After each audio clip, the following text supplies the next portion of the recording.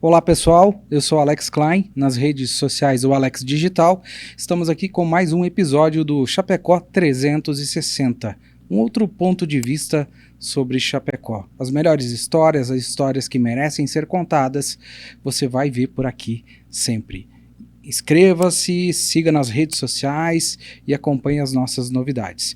E falando sobre boas histórias, ou histórias não tão conhecidas assim, nós estamos aqui com o segundo episódio sobre a história de Chapecó, a história da nossa região oeste de Santa Catarina, com o coronel da Polícia Militar, Flávio Luiz Panceira, coronel da Polícia Militar aposentado. Já há quantos anos, coronel? 28 anos. 28 anos. Pesquisador, historiador, ele trouxe aí, buscou muitos registros sobre a nossa história, escreveu o livro do Centenário de Chapecó e outras 13 obras. Estamos aí então para rememorar algumas histórias de Chapecó, porque é importante a gente destacar a bravura do povo chapecoense. É impressionante como uma cidade, como uma região conseguiu sair praticamente do zero. Praticamente não, saiu da selva, literalmente, e conseguiu fazer uma cidade pujante como é hoje, beirando os 300 mil habitantes. Mas isso teve muito sacrifício e envolveu muita gente boa e importante e muitos anônimos que a gente não sabe o nome ou não lembra o nome. Então o Serafim, o pai do Serafim, o senhor Ernesto Bertazzo, ele veio para cá em 1922 e ele construiu a primeira casa de madeira serrada.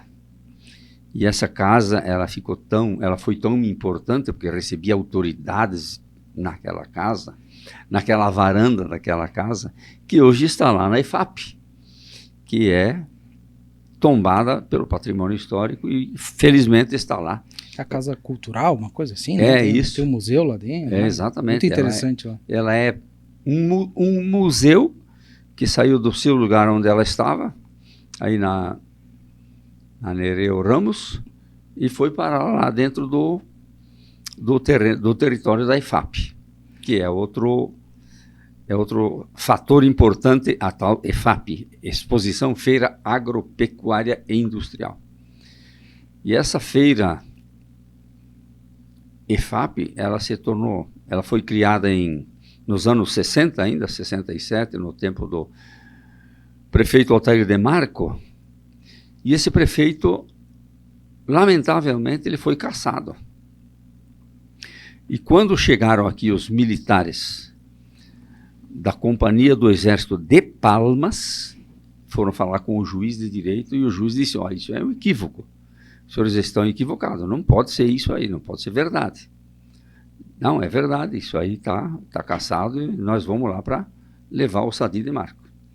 O senhor comentou aqui, o prefeito o senhor citou como o Altair, é o Sadi José de Marco. Sadi José de Marco. O Sadi de Marco, depois lendo um livro sobre a história dele, aí fui descobrir que eram vereadores locais aqui de Chapecó, que eram opositores políticos dele, que fizeram um pedido de impeachment, 2 pedidos de impeachment, 3 pedidos de impeachment, chega isso lá em Brasília, na época dos governos militares, os governos militares eram duros, né? Pô, você tem 3 pedidos de impeachment, tem alguma coisa de errado com esse cara. Na verdade, era baseado, na minha opinião, na inveja daqueles opositores. Mas ele foi cassado. E foi um dos poucos prefeitos cassados nessa época dos governos militares. Mas a cidade continua. Vieram outros prefeitos, um deles também muito dinâmico foi o Altair Wagner. Eu lembro que cheguei aqui em 73 e ele era o prefeito. E mais tarde, depois, quando ele saiu daqui da prefeitura, ele foi presidente da Celesc. E ele mais tarde veio aqui em Chapecó e lançou um livro, Chapecó levantou voo, porque ele quis demonstrar a pujança de Chapecó, como o Chapecó conseguiu sair do marasmo e crescer. E aí eu me lembro de um episódio, falando em crescer por conta própria, por conta e risco, um episódio que o governador Amin, certa ocasião, lá em Guaraciaba, reunido com aqueles agricultores, né?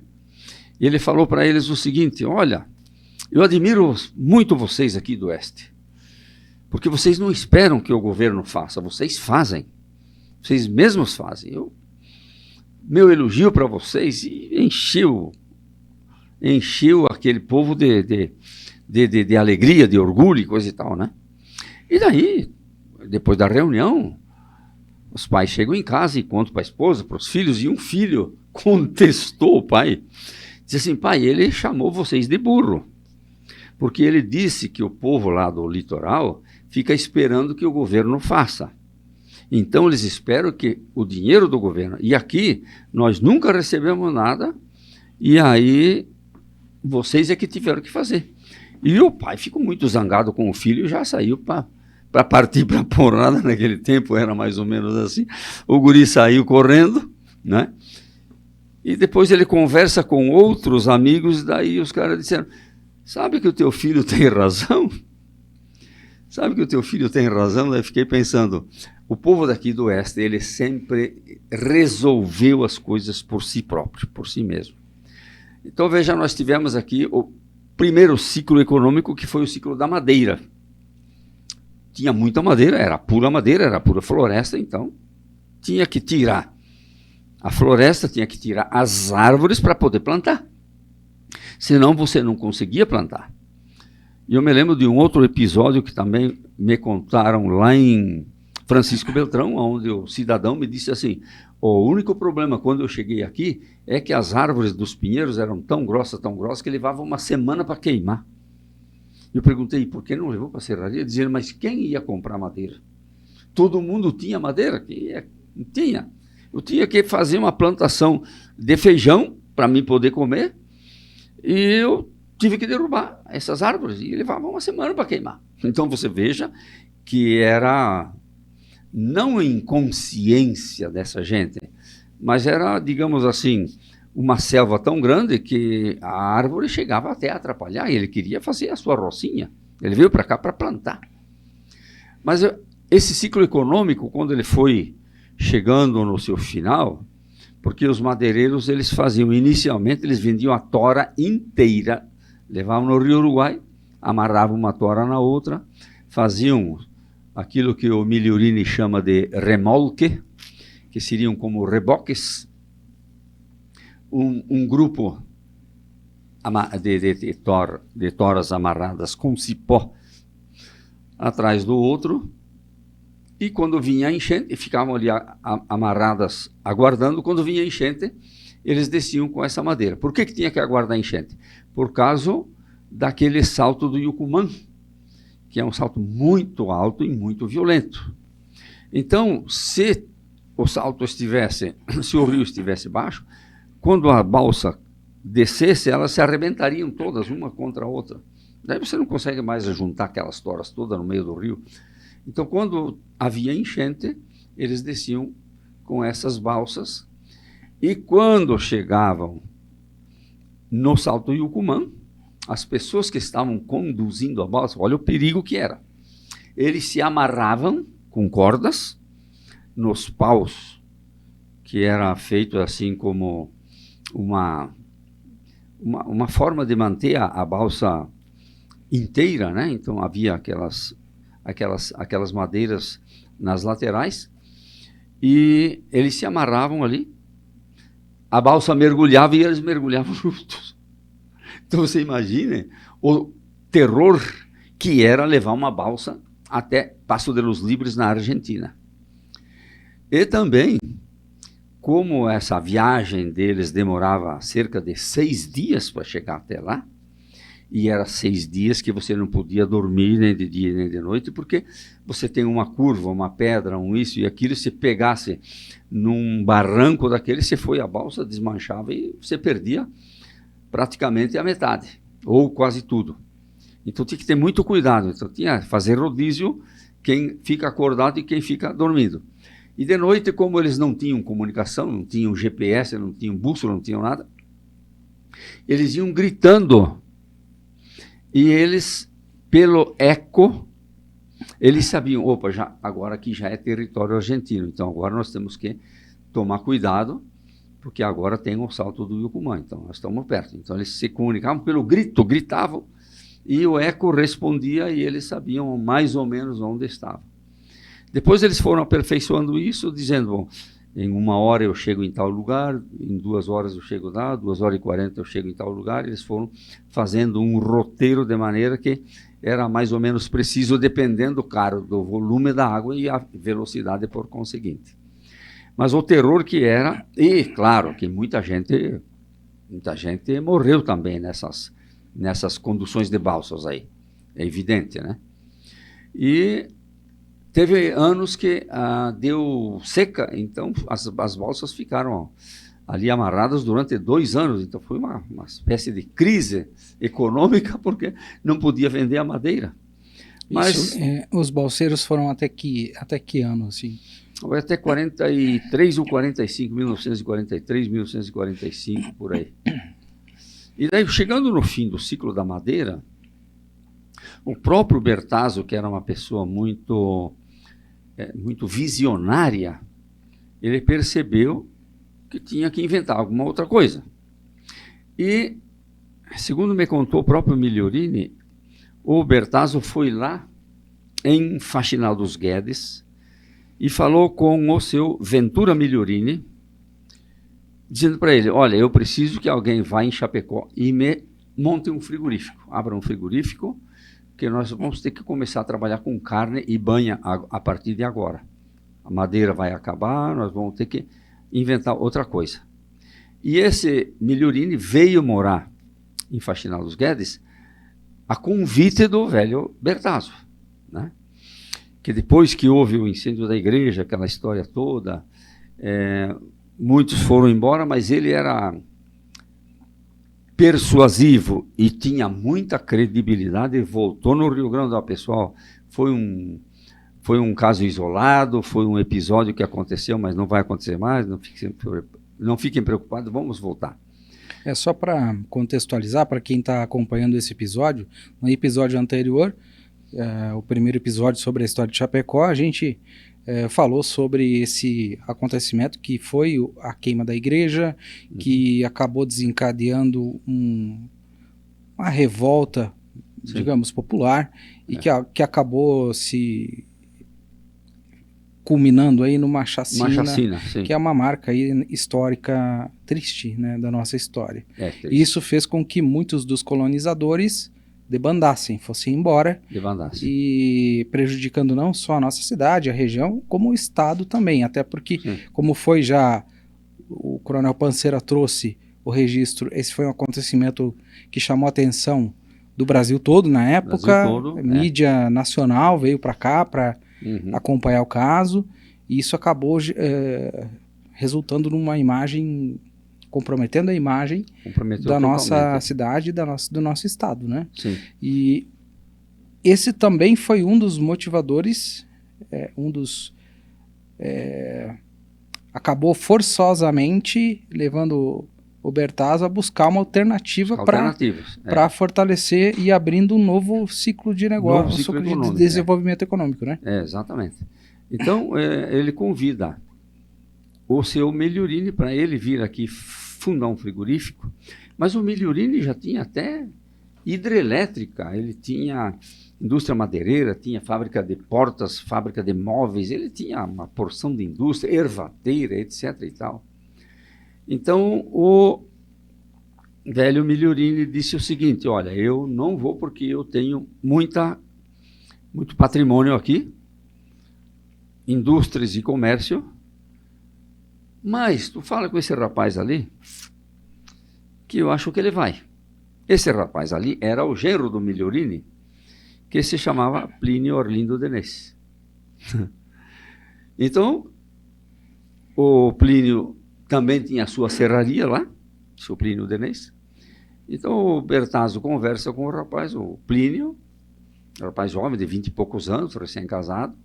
Então, ele aceitou a ideia de vir para cá, e aqui eles criaram uma sociedade anônima, uma SA, e começaram a fazer o frigorífico onde está parte da Aurora hoje, naquela rua Marechal Bormann, que termina justamente naquele terreno onde está esse frigorífico, que hoje é da Aurora. Na época era o frigorífico Chapecó. Era o frigorífico Chapecó. Na época eles chamavam SAIC, S-A-I-C, Sociedade Anônima Indústria e Comércio. E depois, mais tarde, com o Plínio Filho, o Maninho, é que ele se chama Chapecó. Porque ele percebeu, eu tenho que levar o nome de Chapecó para o mundo. Tanto que o Plínio Filho, o Plínio Denese, ele chegou a patrocinar até a Fórmula Indy. Então, quer dizer, ele levou Chapecó para o mundo. Mas voltando... até para fazer um registro, né? Na época, o seu Plínio Orlindo Denese e o Maninho, o Plínio Denese Filho, tiveram uma atuação muito forte no esporte, né? Na época... No esporte, sim. O voleibol de Chapecó era muito forte, né? Eles bancaram o voleibol, sim. Por alguns anos, né? Foram campeões. O próprio futebol também, né? O futebol, atual time de futebol, a Chape, eles foram pedir a patrocínio para o seu Plínio, naquela época. Então, o Plínio Denese tinha uma característica, ele sempre ajudou e patrocinou tudo o que era iniciativa que havia em Chapecó. Todo mundo se beneficiou com os recursos saídos daquele frigorífico ali.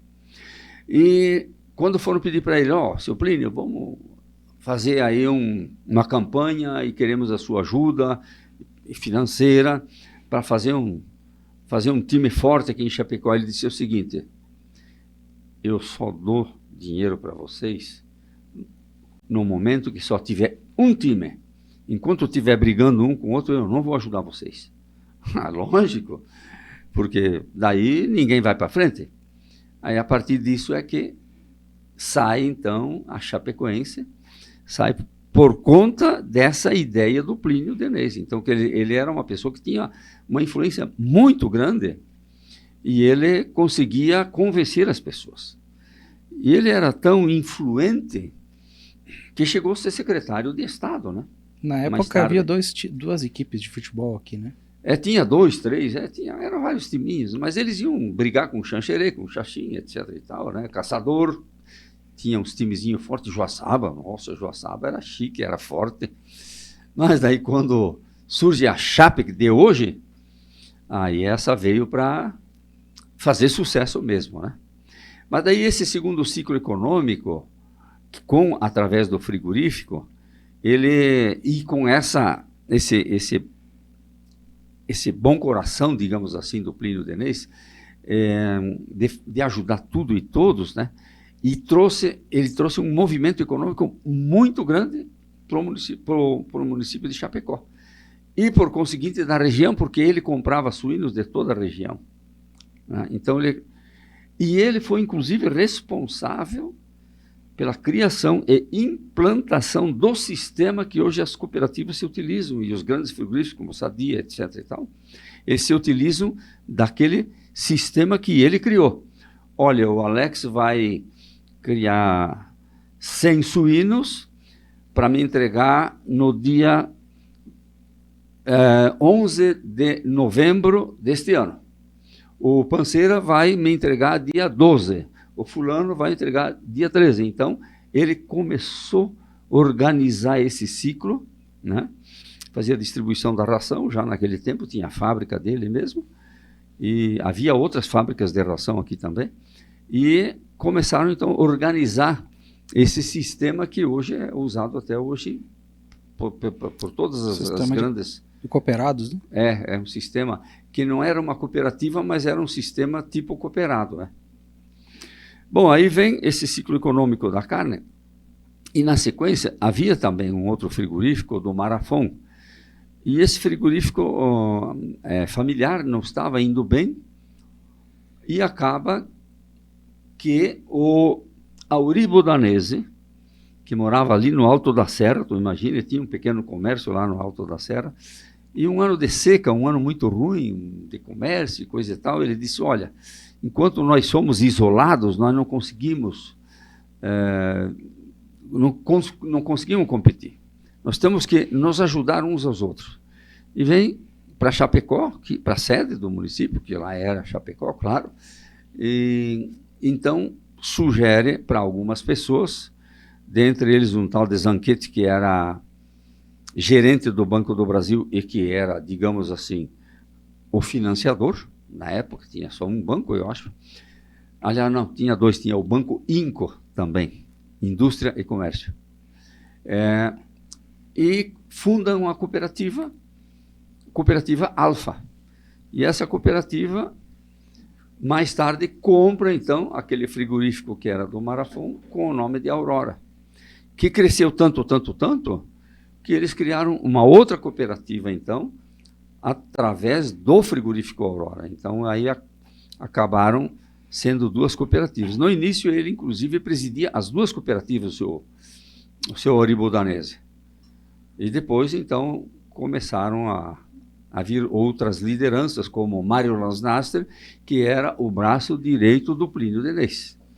O Mário Lansnaster também foi um caso interessante, porque ele é da região de Ibirama, mas ele foi estudar agronomia em Porto Alegre, e quando ele se formou, ele voltou para Santa Catarina. Aí perguntou onde é que eu poderia buscar um trabalho nessa área de agronomia. Ele disse, na Ipagre, existe a Ipagre em Florianópolis. Foi lá na Ipagre e se candidatou, olha, eu estou recém-formado, aqui está o meu diploma, e eu estou querendo trabalhar, tem lugar para mim? Daí eles disseram, tem, estamos esperando por gente com a tua qualificação. Então, pega aqui essa chave aqui do Jeep, você já vai ganhar um Jeep para você poder se deslocar até lá. E você vai para Modelo, tu imagina? O cara sai de Porto Alegre e vem morar em Modelo. Mas aí ele se deu bem em Modelo porque casou com a rainha de Modelo, a princesa de Modelo naquela época. E ele conversava muito com o seu Auribo Danese, e o Auribo Danese dizia para ele, doutor Mário, saia da Ipagre e vem trabalhar comigo. Não, seu Plínio, não dá. Saia da Ipagre e vem trabalhar comigo. E insistiu, até que chegou um momento que ele disse, é o momento agora, então, né?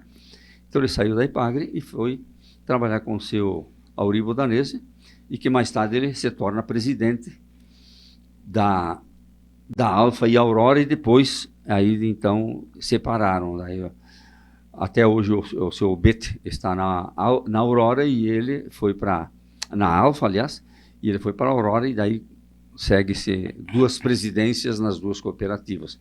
Mas inicialmente era o mesmo presidente das duas. Então essas cooperativas deram um novo ânimo nesse ciclo econômico.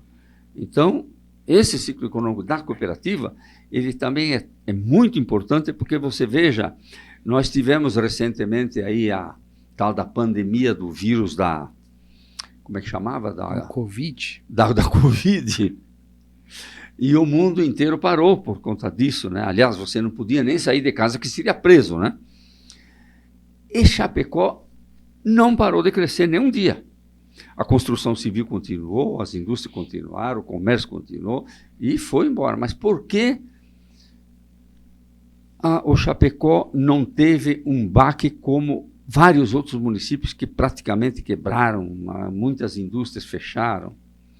Porque só a Aurora, imagine você, ela vende para 150 países desse planeta Terra. 150 países mandam dinheiro para os cofres da cooperativa. Mas qual é o grande benefício da cooperativa? É que esse dinheiro é redistribuído entre seus associados. Então, essa é a grande novidade, não porque isso já é uma coisa antiga, mas assim, a novidade foi a implantação do sistema cooperativo. Essa foi uma das cartas na manga. Essa é uma carta na manga muito, muito boa, né? Era o Coringa mesmo.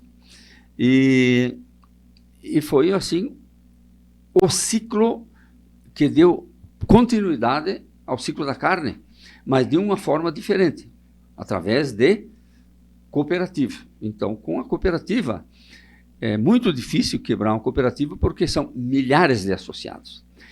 E essa cooperativa se tornou tão notória, respeitável e tão próspera que ela foi comprando essas outras cooperativas que não andavam muito bem e foi comprando essa, aquela. Então, hoje é um complexo cooperativo. Hoje, no sul do Brasil, do Mato Grosso para até Rio Grande do Sul, eles têm várias dezenas de indústrias e todas elas cooperativadas. Então, isso aí também foi uma grande novidade. E para Chapecó é importante porque ela ajuda, embora ela distribua esse dinheiro entre os seus associados, mas o caixa é aqui. Então, isso contribui para o movimento econômico de Chapecó. Portanto, o movimento econômico de Chapecó ele é grande também por causa disso. E, paralelamente aos frigoríficos e às cooperativas, o que surge? Fábricas de máquinas para esses tipos de indústrias. E essas fábricas de máquinas, como a Hightech, por exemplo, uma delas, ela vende essas máquinas industriais para frigoríficos para a América Latina inteira. América Latina inteira, até lá no México, eles estão vendendo máquinas daqui de Chapecó. Então, você veja que uma coisa puxa a outra. A demanda, né? Então, com a metalmecânica aqui de Chapecó, se tornou tão grande, que a produção metalmecânica é importantíssima. Paralelamente a isso e posteriormente a isso, também vem a indústria da informática. Então, Chapecó se destaca também na indústria informática, né? Florianópolis é um dos grandes polos, Blumenau é outro grande polo e outro é Chapecó. Pois é, Coronel, até para a gente fazer destacar bem a importância de decisões de indivíduos como Plínio Denez, como Auribo Danese, e vários outros. A gente não poderia falar de todos aqui. Mas esses dois são dos que se destacam, né? Sim. E além de movimentar e revolucionar e mudar a matriz econômica da nossa cidade, da região, impactando o estado, o Brasil todo, eles também tiveram atuações determinantes em várias frentes, na comunicação, na vinda na época dos meios de comunicação, de televisão, de abertura de estradas, de viabilizar politicamente investimentos que eram necessários. O senhor lembra de alguma história? Então, nesse aspecto, você veja que nesse aspecto cresce também o movimento aéreo em Chapecó, por conta disso. E nesses últimos anos, principalmente com a EFAP,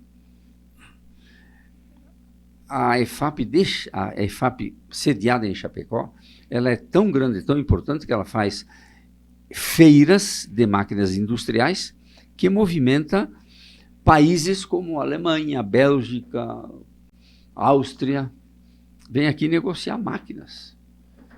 E então essas feiras se tornaram tão importantes que fez crescer a hotelaria de Chapecó. A cidade de Chapecó hoje é uma das maiores redes hoteleiras, mais de 5.000 leitos. Imagine que Lages você deve ter lá 1.000 leitos hoje para você se hospedar, e aqui tem mais de 5.000 leitos. E houve ocasiões em que nessas grandes feiras ali, as pessoas foram se hospedar em Maravilha, cara. Você tem uma ideia? Xanxerê, Pinhalzinho, Maravilha, para você ter uma ideia da demanda que é. E o movimento aéreo, então, em cima disso. E esse movimento aéreo não é só o aeroporto formal dos aviões de carreira. Não. O que tem acontecido e o que tem havido de negociações de empresários comprando aviões é algo incomum no Brasil, como o Chapecó. Então, quantos empresários de Chapecó têm o seu avião próprio? Porque eles precisam de mobilidade e rapidez, né? Então, isso tudo vem ajudando, vem acrescendo, porque daí você tem pilotos contratados, você tem o combustível para essas aeronaves, você tem uma série de outras coisas que até então não havia necessidade ou não havia isso, né? Portanto, esse ciclo econômico que começou com o ciclo da carne, da proteína, mas fazer um parênteses aqui com relação a esse aspecto frigorífico. Na época não era importante a carne, as pessoas comiam pouca carne.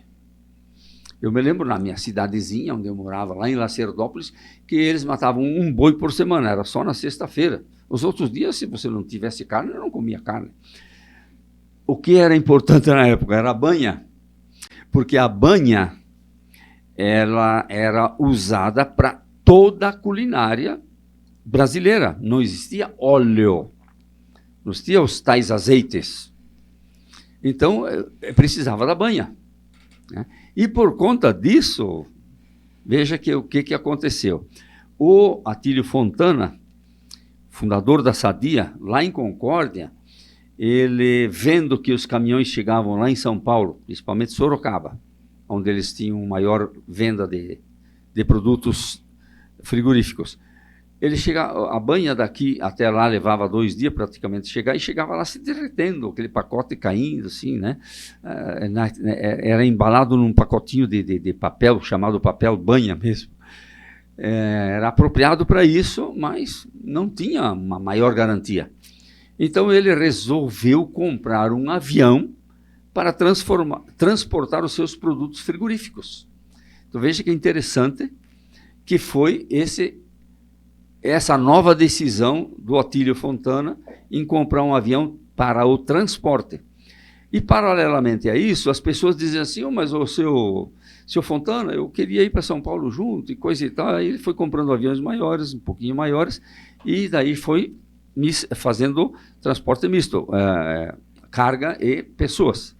Até que o filho dele, o Omar Fontana, apaixonado por aviação, ele cria uma das maiores companhias aéreas do Brasil, naquela época, a Transbrasil, foi uma das maiores empresas aéreas e que nasceu aqui, no Oeste Catarinense. Então, quer dizer, esse Oeste Catarinense, como disse o Espiridião a mim naquela ocasião, esse povo é bravo, é guerreiro e ele faz por si mesmo.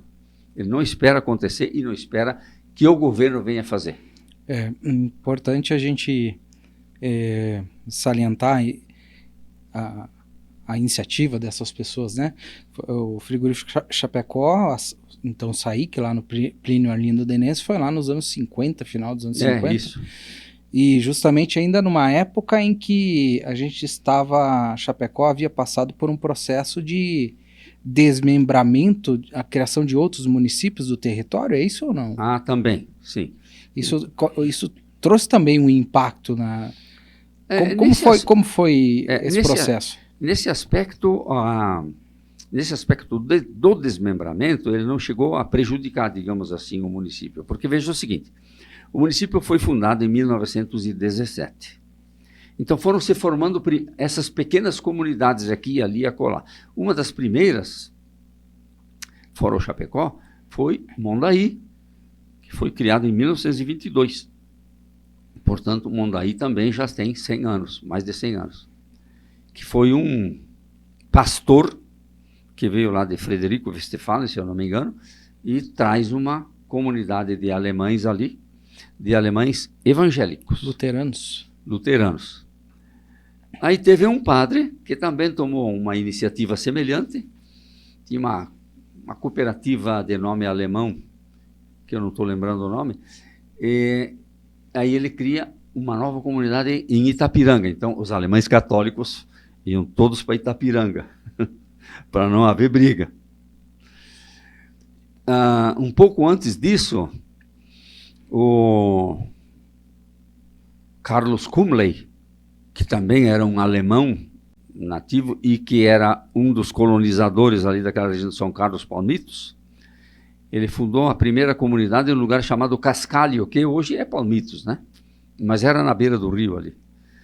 Então, ele, quando criou as comunidades, e sabendo que havia esses tipos de conflitos, disse assim, ó, só uma igreja, só um clube social e só uma escola.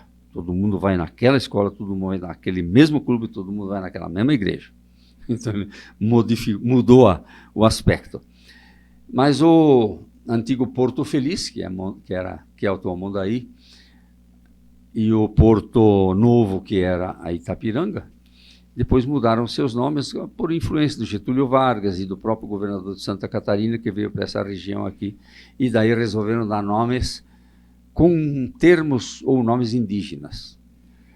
Esse nome de Mondaí, infelizmente, eu achei assim uma lástima eles terem mudado, porque Porto Feliz é um nome muito bonito. Mas havia um município em São Paulo, e está até hoje, né? E nesses poucos anos, aí, na época do Bolsonaro, eu me lembro de um prefeito lá que se destacou a nível nacional, porque ele ia para a rua ele mesmo fazer a jardinagem, jardinamento e trabalhar braçalmente, etc. e tal, e se destacou. Então, esse município, Porto Feliz, existia além, não podia haver dois municípios com o mesmo nome. E ninguém se tocou que podia ser Porto Feliz do Sul ou coisa parecida. Então, eles trocaram o nome de Porto Feliz para Mondaí. Mas por que eu digo infeliz, que foi uma lástima? Porque quando se construiu a ferrovia Norte-Sul, São Paulo-Rio Grande, ali no município de Tangará, um lugarzinho ali chamado Pinheiro Preto. Na região de Joaçaba? Hã? Região de Joaçaba? Entre Videira e Joaçaba, houve o assalto ao trem pagador.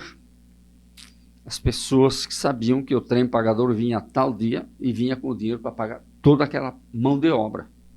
E assaltaram aquele trem e que mais tarde foi descoberto que era um dos próprios funcionários da construção da ferrovia, chamado Zeca Vacariano. O Zeca Vacariano colocou toras madeira em cima dos trilhos ali, todo mundo ajudou, porque achou que ia fazer alguma coisa boa, né? E depois deixou todo mundo na mão, e ele mais 3 fugiram e se homiziaram no interior de Mondaí, no rio ali que deve ser o Rio Chinelo Queimado, o Rio Sargento, alguma coisa assim. E os indígenas que moravam ali chamaram aquele lugar de Mondaí, aquele riozinho ali. E o que significa Mondaí? Significa Rio dos Ladrões, porque os índios descobriram que ali estavam os ladrões, porque eles viram que os caras vêm com muito dinheiro, não sabiam de onde que tinham trazido tanto dinheiro, e eles atravessavam o rio ali de bote ali para o Rio Grande do Sul, faziam suas compras, etc. e tal, então para eles estavam numa boa, né? Então, infelizmente, esse nome Mondaí é um nome feio. Se fosse eu, voltava ao original. Mas por conta disso, veja que a aviação também se torna importante e com ela tudo cresce junto, né?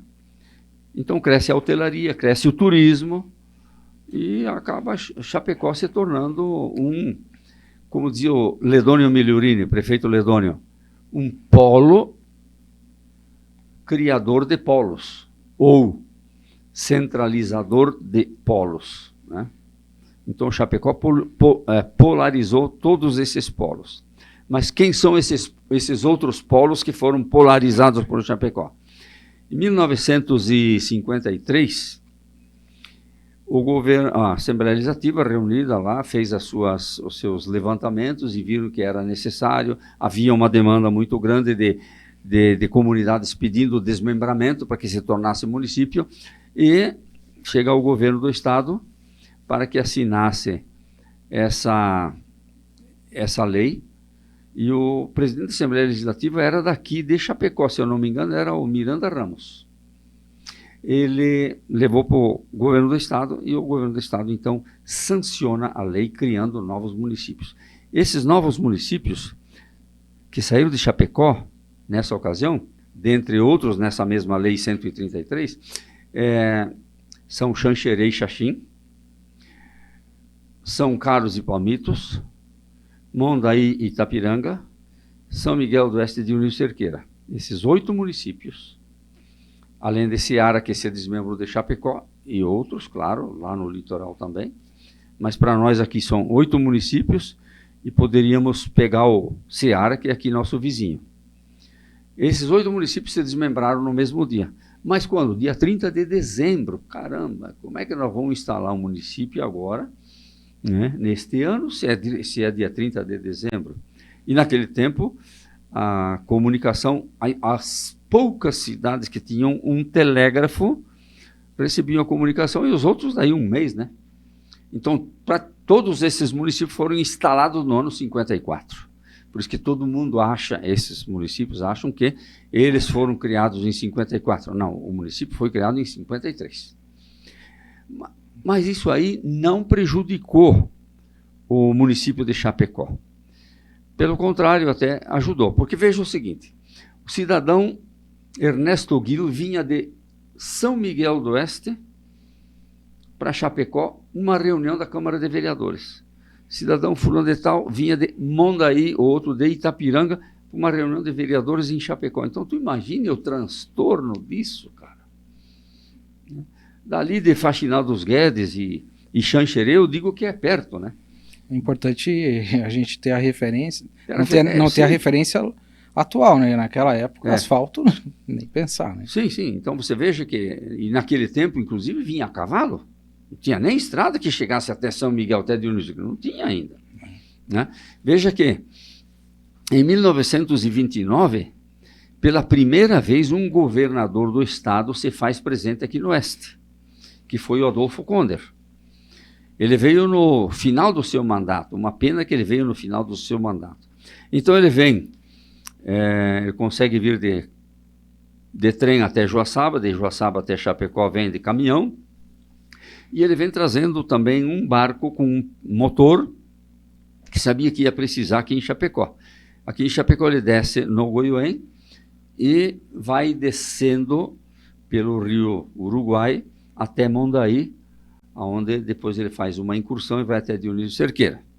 E houve também um fato importante nisso aí, porque o juiz de Chapecó, naquela época, ele era amigo, colega de faculdade do Getúlio Vargas, que nesse momento era o governador do Rio Grande do Sul. E esse juiz telefona para o Getúlio: Getúlio, o nosso governador vem para cá e eu gostaria de se encontrar contigo. Então, o governador Adolfo Konder e o governador do Rio Grande do Sul, Getúlio Vargas, se encontraram ali em Iraí. Naquela época, Iraí era famoso, era uma estância mineral, havia hotéis, havia até cassino, para você ter uma ideia, em Iraí. Era famoso, era grandíssimo, hotéis de luxo já naquela época. Então eles se encontraram ali, depois em seguida o Adolfo Konder desce para Mondaí, onde ele sabia dessa comunidade, como ele é de origem alemã, foi recebido lá com grande festa, evidentemente, com banda de música e tudo. Fazem essa recepção. No dia seguinte, daí ele vai para Itapiranga. Aí, pelo que me lembro, eles foram a cavalo até Itapiranga. E depois daí eles sobem para Dionísio Cerqueira. Agora imagine quanto tempo eles levaram para ir de Mondaí até Dionísio Cerqueira.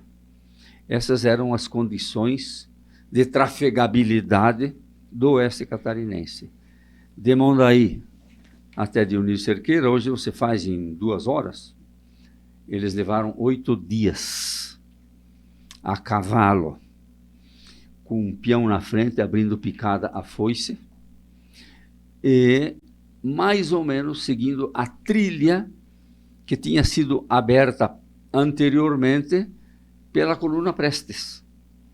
Ou seja, reabriram aquela mesma trilha e chegaram até Dionísio Cerqueira. Então, nessa comitiva do governador, agora tu imagina, estava o desembargador, estava o presidente do Tribunal de Justiça, estavam alguns deputados, estavam várias autoridades desse nível, né? E chegar numa região dessa e dormir no meio do mato 8 dias. Você imagina? E até teve um episódio engraçado nessa ocasião, onde o cozinheiro que eles tinham junto, que foi cedido por Mondaí, num determinado dia, ele caçou um bando de jacu, que tinha por ali, ele caçou alguns jacu e fez lá, jacu assado, aí, aleluia, pelo menos uma vez na vida mudamos o tipo de comida. Quer dizer, estavam fartos de comer aquele mesmo carreteiro de todo dia, com charque e coisa e tal. Fico imaginando nossos políticos fazendo isso hoje. Imagine. Onde foi que a gente se perdeu, hein? E não é Mas daí veja o que o Conde Reis ele determina que se abra uma rodovia de Mondaí até Dionísio Cerqueira. Mas no ano 30, no ano seguinte, termina o mandato dele e, infelizmente, não houve continuidade. Então parou tudo. Quer dizer, deve ter feito lá 10 quilômetros e parou.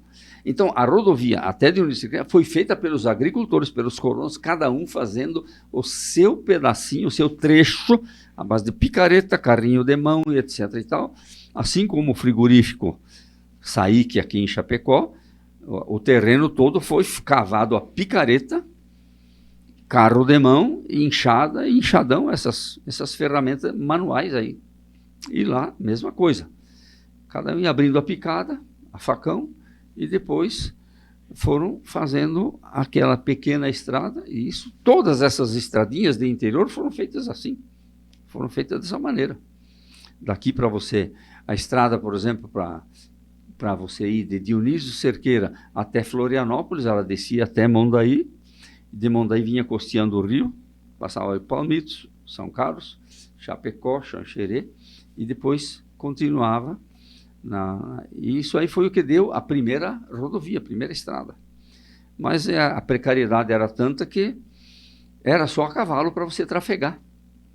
Então havia muita dificuldade, mas essas pessoas nunca reclamaram. Isso que era interessante, né? Eles parece que tinham, sim, cada vez mais ânimo.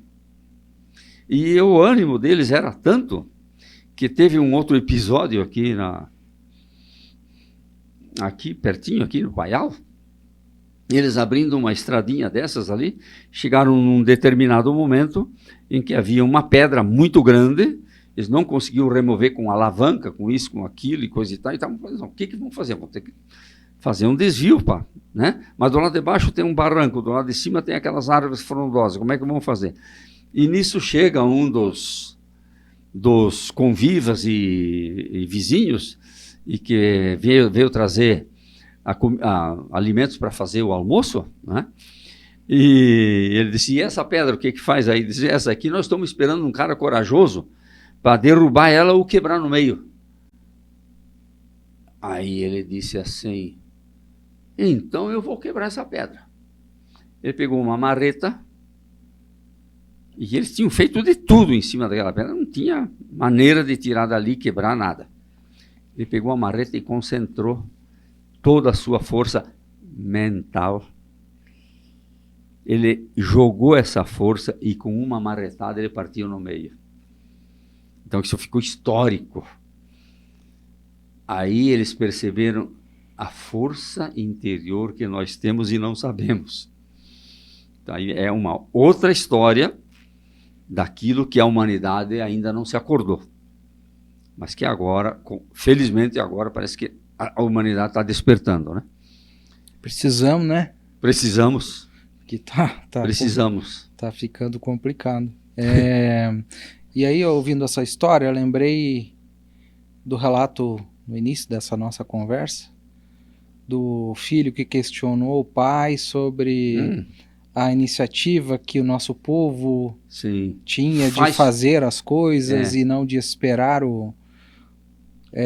Auxílio de outros ou do governo. Me parece que a geração nova, todos concordam com esse filho, né? E quando eu acho que a prova do que nós somos hoje é que esperar que a transformação seja pela política não é o caminho, né? Não será o caminho. Não foi o caminho, não será o caminho. E não será. A gente só vai ter uma sociedade próspera, forte e pujante se a gente transformar os indivíduos, né? Senão vai ser um pouco difícil. Mas é interessante como isso, a nossa história deixam ensinamentos que vão além da história, da experiência passada. Deixa ali um legado, um aprendizado que acaba se perdendo, né? Se esquecendo. Sim, é bem interessante isso, porque veja que esse guri que questionou o pai e que quase saiu no braço. Você teve que sair fugido? Teve que sair correndo, se refugiou na casa do tio. Ele hoje é um coronel aposentado do bombeiro. Então vê-se que ele já tinha, naquele tempo, guri, mocinho, né, ele já atinava para as coisas. É possível que ele nos assista. Né? É o Aldo Franz. Um abraço. Um abraço para o Aldo Franz.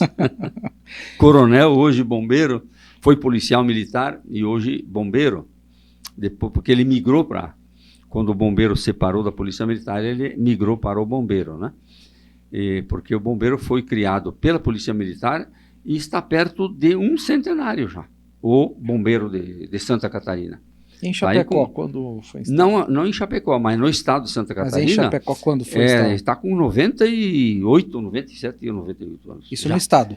No estado. E aqui em Chapecó, quando eu cheguei aqui em 73, eu acho que a estação, na época chamava estação de bombeiro, ela devia ter ela deve ser do ano 70, mais ou menos do ano 70. E eu me lembro que na ocasião que eu cheguei aqui, eu inclusive substituí o comando do bombeiro na época. Eu fui comandante durante um mês de férias do titular, fiquei no comando do bombeiro também. E mais tarde eles estavam vendo um problema muito sério que estava havendo com o bombeiro, onde havia oportunistas vendendo o bombeiro para a instituição privada. E aí eles fizeram um movimento muito grande, já tinha até a lei na Assembleia, porque faltava só ser votada. Conseguiram abortar aquela situação e hoje o bombeiro se fortaleceu. Então ele foi criado, ele foi recriado e separado da Polícia Militar. É uma instituição à parte. Então aí ele se fortaleceu muito mais. E hoje o bombeiro tem uma função importantíssima, principalmente na prevenção. Ou seja, durante a construção civil só é liberada mediante laudo do bombeiro, senão ela não é liberada. Porque naquele tempo ninguém dava atenção se tinha hidrante, se não tinha, se aquele hidrante que estava ali tinha água dentro, se não tinha, né? Aí, quando vem o bombeiro oficial, opa, e agora a coisa mudou.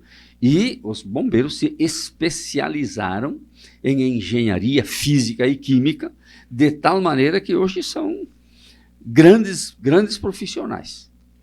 Então, paralelamente a isso, eu vejo agora, falando de Brasil, né, que estão querendo desmilitarizar as polícias militares, né, para facilitar o ladrão. Porque a polícia militar, hoje, eu diria que é o último bastião da liberdade. Infelizmente. As Forças Armadas, até há pouco tempo, foram o grande libertador. Agora, infelizmente, estão dominadas e o último bastião da liberdade são as polícias militares.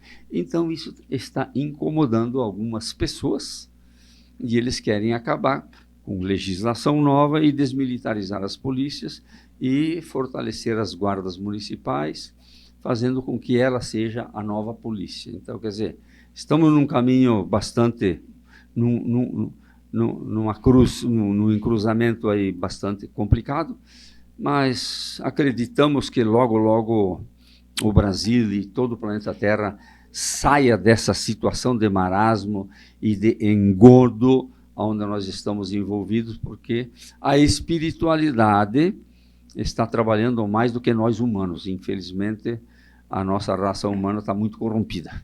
Verdade. Mas isso também cabe o exemplo dos nossos colonizadores, dos empreendedores, as decisões individuais de cada um no passado nos trouxeram até aqui. Agora a bola está com... É a nossa vez. Conosco. É a nossa vez de tomar decisões, de empreender, de ser autêntico, de não depender ou esperar do terceiro, do governo, para fazer uma sociedade, uma cidade, no nosso caso, cidade e região ainda mais próspera,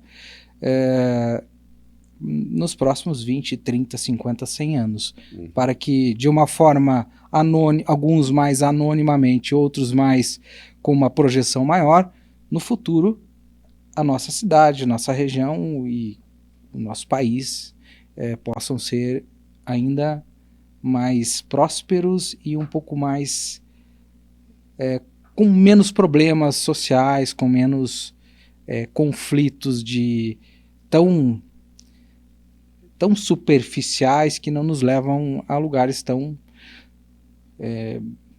não leva a gente a lugar nenhum, né? Os resultados que a gente está vivendo hoje em termos de sociedade acredito que seja um forte indício disso, né?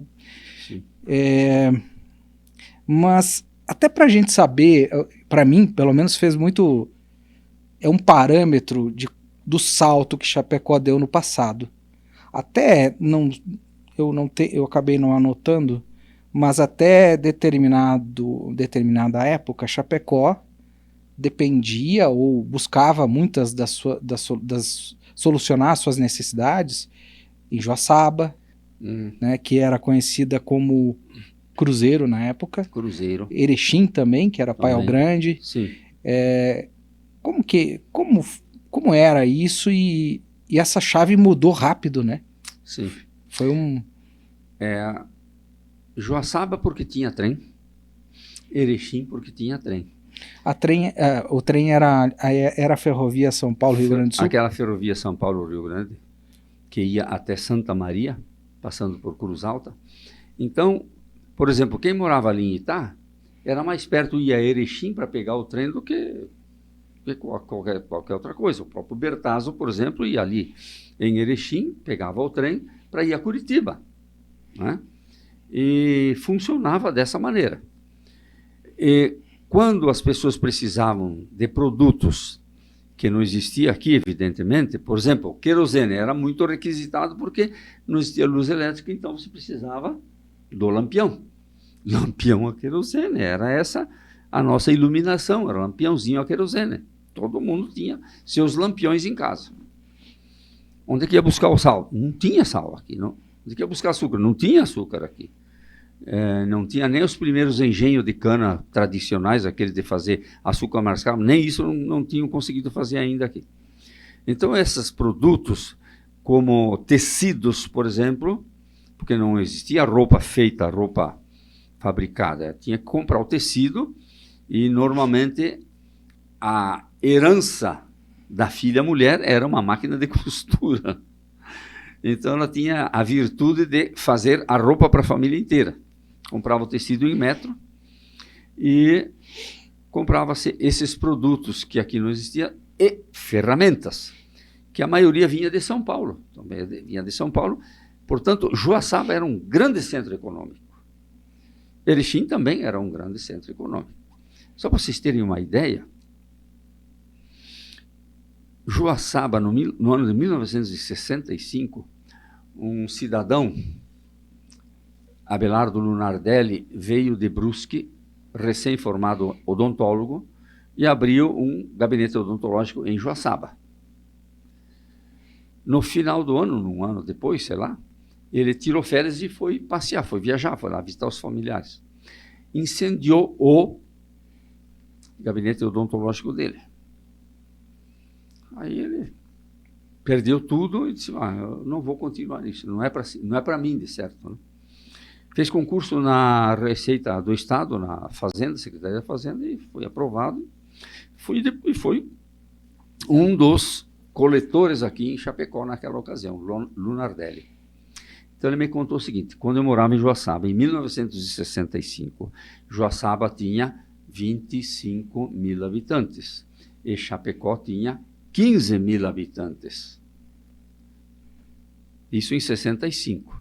Agora, 2025, Chapecó está beirando aos 300 mil habitantes e Joaçaba continua com 25 mil habitantes. Porque desmembrou Herval do Oeste, desmembrou Ibicaré, desmembrou Luzerna, etc. e tal. Então, o seu território foi ficando menor e Joaçaba não tem para onde crescer. Infelizmente, o povo de Joaçaba escolheu um péssimo lugar para instalar a cidade, mas o que se procurava naquela ocasião? O rio, estar perto da água, precisava estar perto da água, né? Precisava do rio. Então, estabeleceram ali entre as montanhas e por isso ela não conseguiu se desenvolver porque a topografia não ajudou. Então, esse foi um fator que fez com que os empresários viessem se estabelecer em Chapecó. Esse foi um dos fatores que vieram para cá. Opa, chegam aqui, esse planalto todo, esse horizonte aberto, aqui é o lugar. Então isso foi dando corda, foi fazendo com que o Chapecó crescesse cada vez mais. Então todos esses produtos, eles eram buscados em Erechim ou em o Joaçaba. E teve um episódio engraçado, o seu Paludo, ele tinha o primeiro caminhão, se consta que o primeiro caminhão aqui vindo em Chapecó era do seu Paludo. E ele era um dos que levava a madeira lá no Goiôem. Essa madeira, inicialmente, como eu falei, eram toras e depois, mais tarde, desmontaram o serraria, então eles já levavam pranchas. Mas ele foi a Joaçaba, trouxe a sua carga, sal, açúcar, essa coisa nada toda, tecidos, etc. Né? E quando ele chega na cidade, o Rio dos Índios estava tão cheio, que ele não conseguiu entrar na cidade. Porque se ele entrasse, ia molhar o produto dele, a farinha, o açúcar, o sal. Então ele teve que deixar o caminhão lá em cima da 7 de setembro e esperar o riozinho baixar. Você imagine, o Rio dos Índios está tão cheio que não permitiu o caminhão passar. Hoje você falar isso é hilário, porque como é que um riozinho desse de 1 metro de largura ia impedir o caminhão de passar, né? Que ali o passo era ali na Getúlio Vargas mesmo. E ele teve esse empecilho naquela ocasião, para ter que esperar lá em cima até que o rio baixe para mim poder entrar na cidade, né? Porque a cidade era dali do calçadão até a igreja, né? Para lá praticamente não tinha 2 casas só. Então teve essa situação. O Erechim e o Joaçaba, eles tinham trem, então esse era a grande virtude, que na época, como não tinha transporte, não tinha rodovia, eles tinham essa grande coisa, né? Mas daí Chapecó criou, através das pessoas, das lideranças, as lideranças de Chapecó sempre foram muito, muito, muito, muito interessantes, né? Por exemplo, o seu Cancião, o juiz de direito da época, era muito dinâmico. O doutor Valmor Lunardi era uma pessoa muito envolvida com a comunidade. E a dona Glenda me contou que as reuniões da SAC eram feitas na casa dela, na casa dele, doutor Valmor Lunardi. Aí ela recebia essas autoridades ali da indústria, do comércio, essas pessoas que tinham visão e mando, se reunir ali para discutir os destinos da cidade de Chapecó. Então, a SAC, Sociedade Amigos de Chapecó, hoje é presidida pelo Augusto Gemelli, ela teve um papel fundamental e importantíssimo, porque eles dizem assim, olha, nós precisamos, por exemplo, caiu o avião lá no aeroporto anterior. Paulo Marques. Caiu um avião ali, nós precisamos de um lugar melhor. aquilo ali não pode mais ser aeroporto. Então ele, Valmor Lunardi, médico, se embrenha no meio do mato, junto com um ajudante dele, e vão lá em cima, onde está o aeroporto hoje, e dizem, é aqui que nós vamos fazer o aeroporto. Né?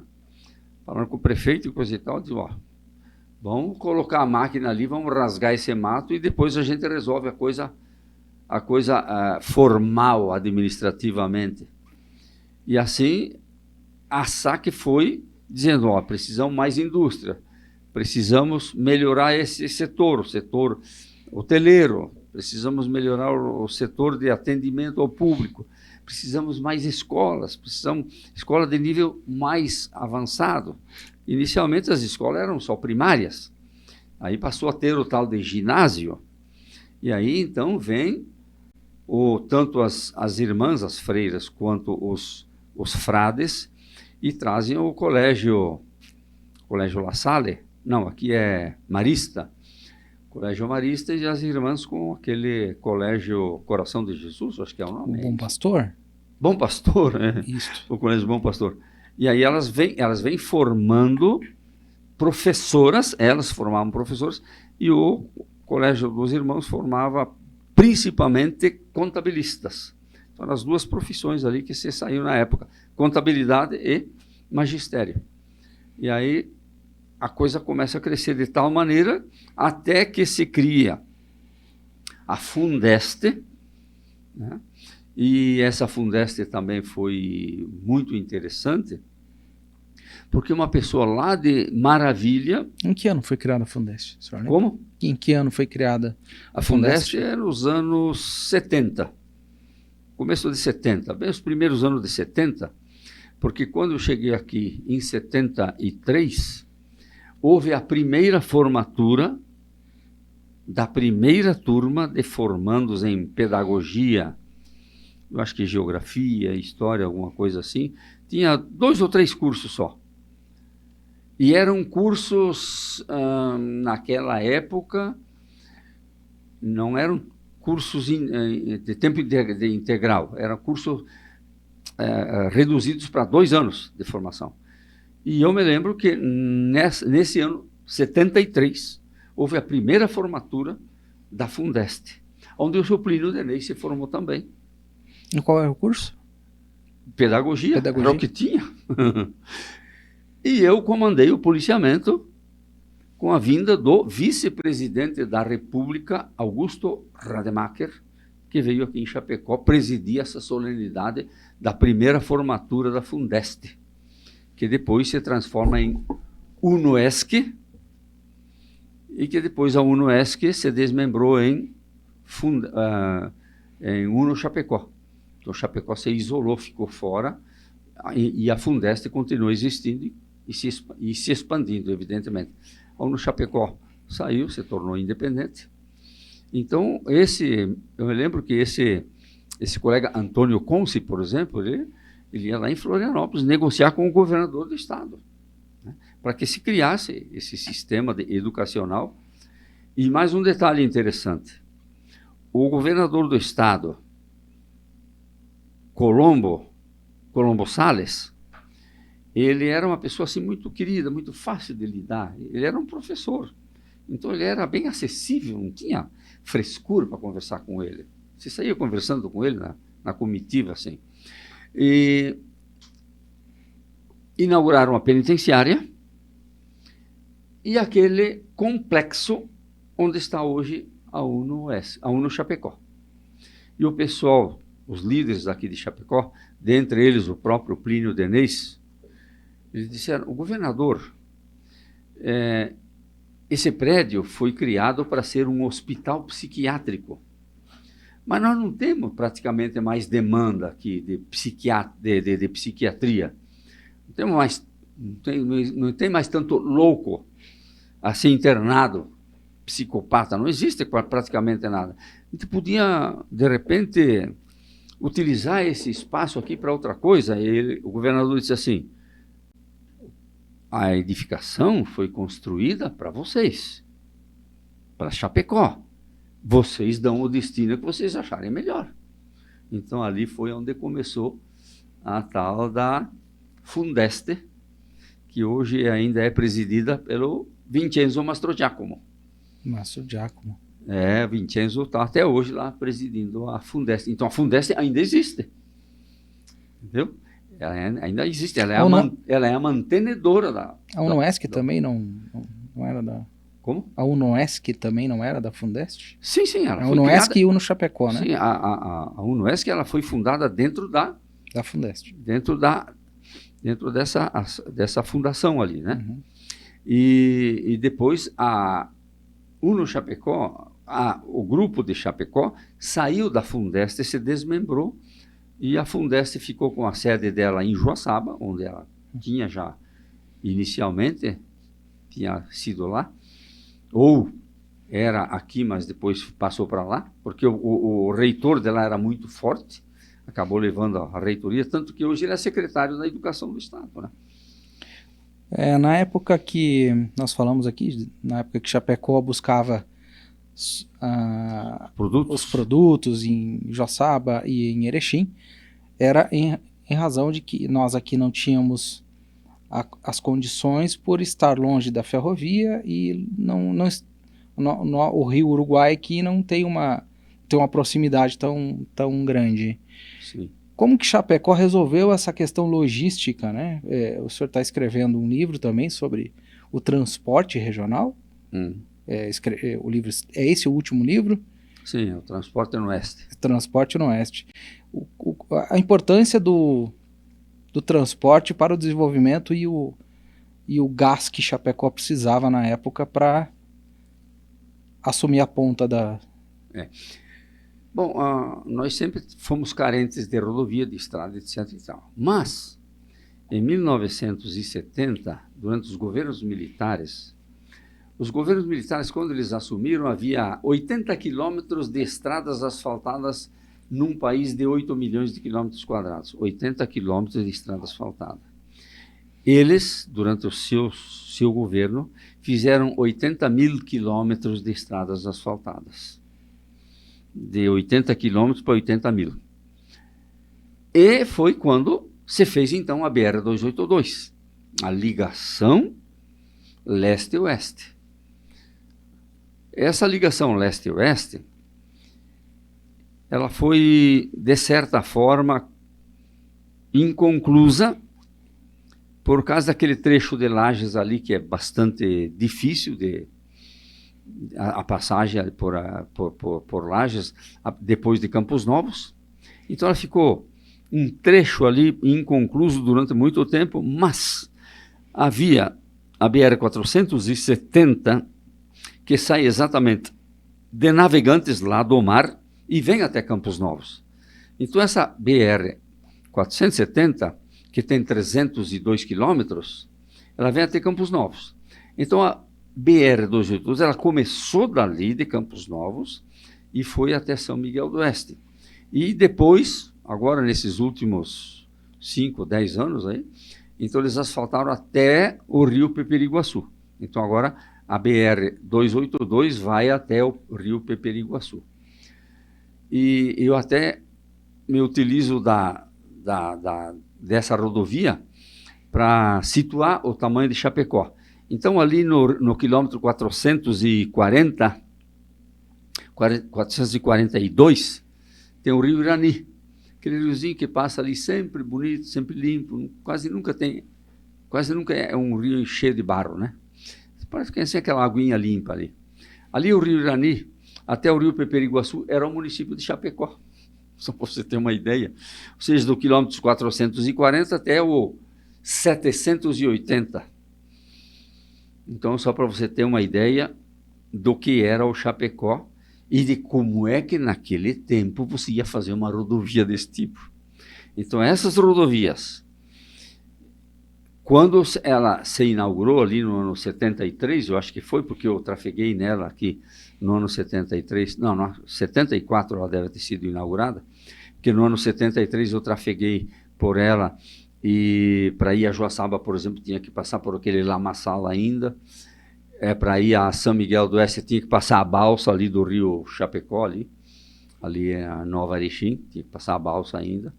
Então, a ponte foi feita ali nos anos 74, 73, 74.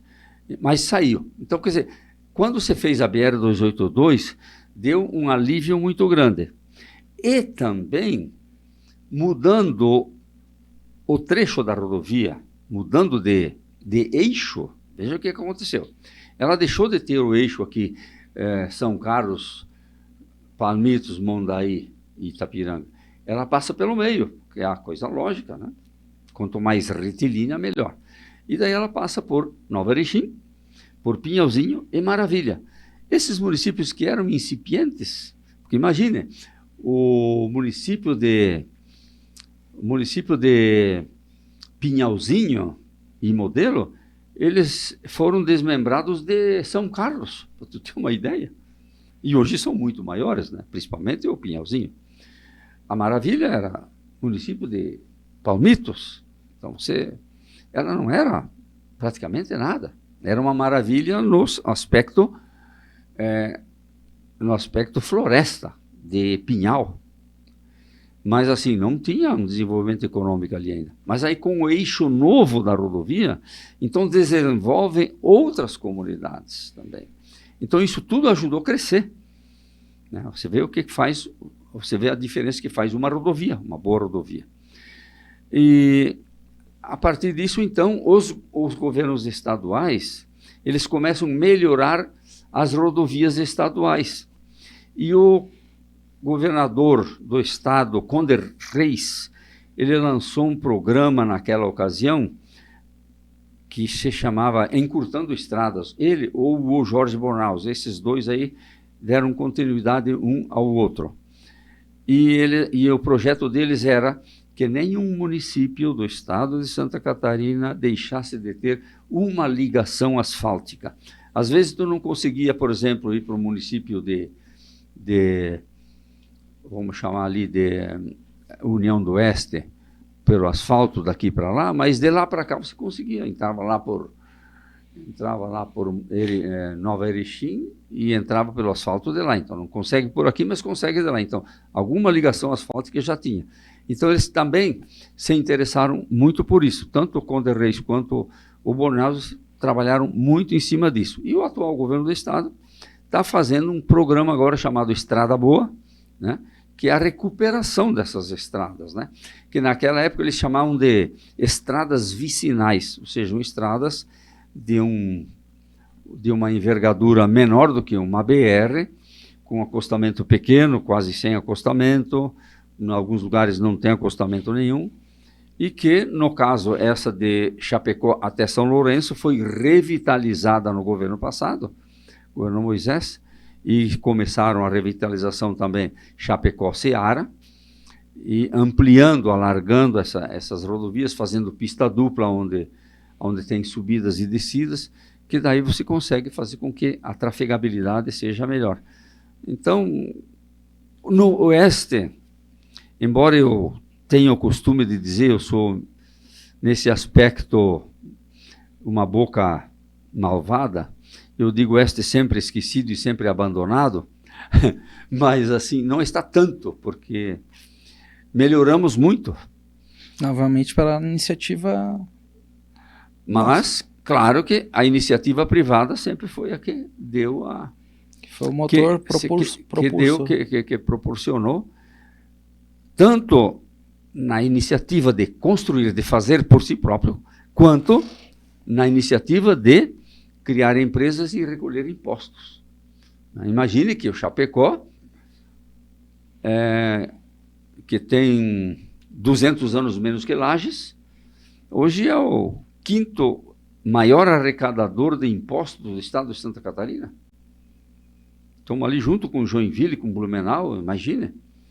Perdemos para Florianópolis, porque lá não produz nada, mas tem o dinheiro todo do estado entra ali. Assim como em Brasília, não se produz nada, mas todo o dinheiro da nação cai lá.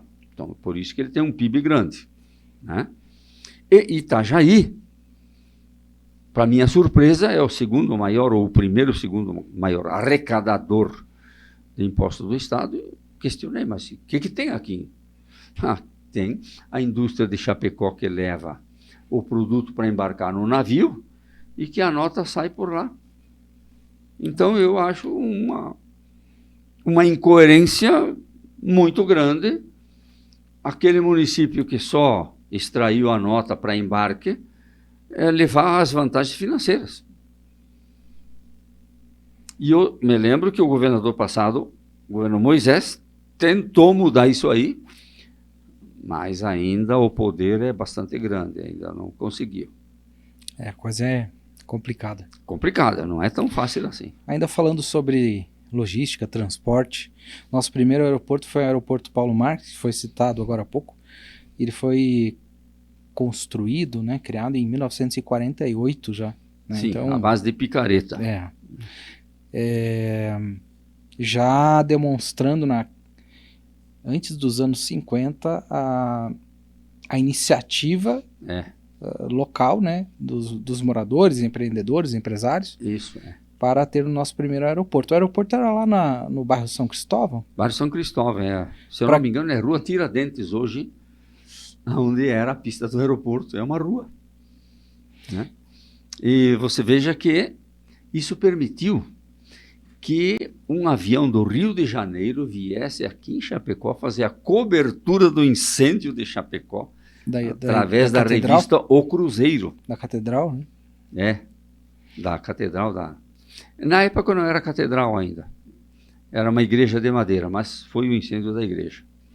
Que é onde está a catedral hoje, né? Daí vem um frei e refaz a catedral que hoje está aí, que passou, inclusive, agora neste ano, não é mais uma diocese, é uma arquidiocese, ou seja, subiu um grau a mais, né?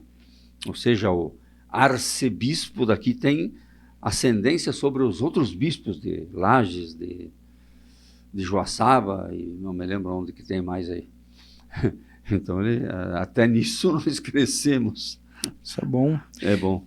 Paulo Marques também tem o nome de uma rua, né? É o nome de uma rua. Ele era um político muito ilustre, muito dedicado, era um advogado e político bastante empenhado, dedicado. Foi deputado catarinense.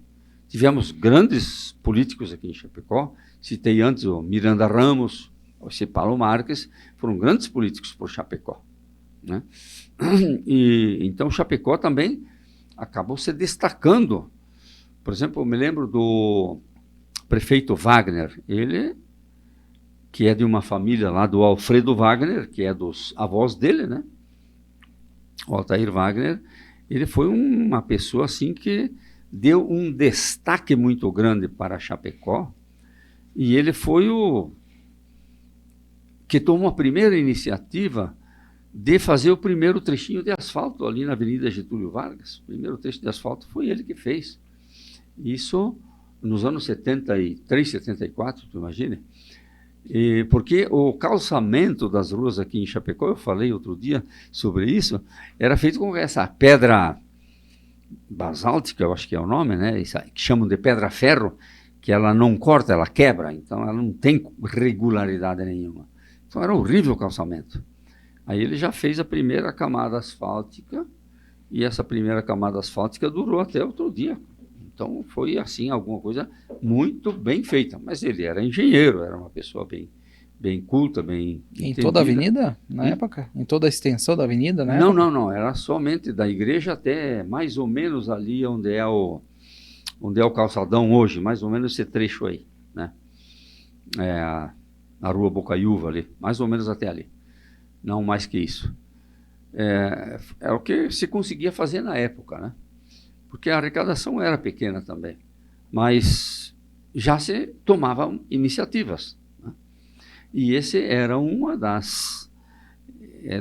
os mentores disso era a própria SAC, Sociedade Amigos Chapecó. Precisamos melhorar as rodovias, melhorar as ruas, precisamos fazer isso, precisamos fazer aquilo. Se eu não estou equivocado, a SAC também tem uma participação importante na construção da ponte do Goiôem. Sim, também. Porque o que a SAC ela fazia? Ela reunia todos os empresários, né, os políticos de Chapecó e ia para cima dos governos, né? E estava demorando essa parceria Santa Catarina com o Rio Grande do Sul, até que o governo federal, então, constrói essa ponte nos anos 70, não me lembro exatamente o ano, né? Mas aí pelos anos 70. Se eu não me, pelo que eu vi que foi em 74. 74. Que ela terminou, que ela foi inaugurada. 74. Então foi isso. E tem até um caso interessante, porque quando veio um cantor do Rio Grande do Sul, não estou lembrando o nome dele agora, ele veio para animar uma festa, um baile, em Ponte Serrada. Então o cidadão lá da Ponte Serrada, que tinha um caminhãozinho, veio até o Goiôem e esperou a balsa passar e ele atravessou a balsa ali. Aí ele vê aquela montoeira de madeira no rio e disse, mas o que é isso? O que está acontecendo aqui? Ele disse assim, são as balsas que vão para descendo o rio, estou esperando a enchente para descer o rio, para ser vendida na Argentina. E daí ele faz uma música dos balseiros do Uruguai. Esse cantor gaúcho ali, antigo, e essa música existe aí até hoje, eu não me lembro o nome dele. E então o dono do caminhão contou para ele a história e ele fez a música em cima dessa história dos balseiros do Uruguai. Vamos ver aqui se a gente... Senair Maicá? Não? Não, acho que não é o Senair Maicá. Acho que deve ser um dos intérpretes. Eu acho que eles são só intérpretes. Era um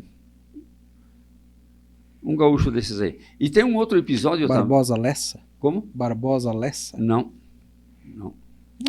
É um nome bem conhecido, mas eu não lembro. E também tem um outro episódio que, se eu não me engano, foi quando teve a primeira formatura do Colégio Marista aqui de Chapecó. Eles convidaram o Roberto Carlos para vir cantar em Chapecó. E daqui o Roberto Carlos, pelo que eu entendi, ele ia para Erechim ou Passo Fundo e teve que passar a balsa também, naquela época, né? E quando ele viu aquilo, ele disse, não, mas eu não vou nesse negócio aí, não, tem que ir, não tem outro jeito, né? Então ele disse, então me dá um uísque para mim me encorajar em subir nessa coisa ali, porque... Então tiveram que dar um jeito de levar o uísque para o Roberto Carlos tomar um gole para ficar mais ou menos embriagado. Dar uma calibrada. Para dar uma calibrada para poder enfrentar o botezinho para atravessar o Rio Uruguai, né? Que no caso ele não passou na balsa, ele passou no bote. No bote. No bote, né? Então, quer dizer, nunca tinha visto uma coisa dessa. Tu imagina, então são histórias assim hilárias, né? Mas você veja que essa história hilária te conta como era difícil habitar os sertões do oeste catarinense. Mas como o povo daqui é um povo muito resiliente, ele sempre aguentou firme e tocou para frente. Nunca reclamou, nunca chiou, nunca esperneou e sabia que não adiantava esperar de Deus ou do governo. Então, eu sei que eu tenho que fazer, porque se eu não fizer, ninguém faz.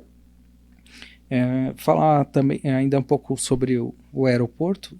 Hoje o aeroporto Serafim Nosbertazo, ele foi inaugurado em 78, depois do acidente aéreo que aconteceu. Depois do acidente aéreo.